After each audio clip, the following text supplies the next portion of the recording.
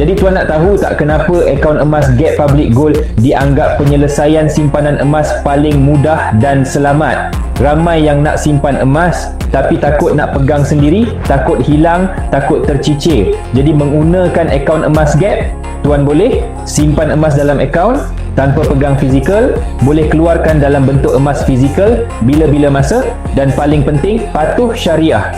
Jadi save video ini siap-siap, sebab saya nak tunjukkan step mudah supaya tuan boleh asingkan simpanan jadi emas di Public Gold. Yang pertama, buka akaun di Public Gold, isi info di beg biru, dan saya akan bantu tuan buka akaun emas di Public Gold. Pendaftaran adalah percuma dan akaun tuan hanya akan aktif bila tuan menyimpan emas pertama kali di Public Gold. Baik, lepas pendaftaran akaun, tuan akan ada akses untuk login ke dalam apps Public Gold. Di apps nanti, tuan boleh sahkan akaun dan login guna IC sendiri tanpa dash sebagai username dan password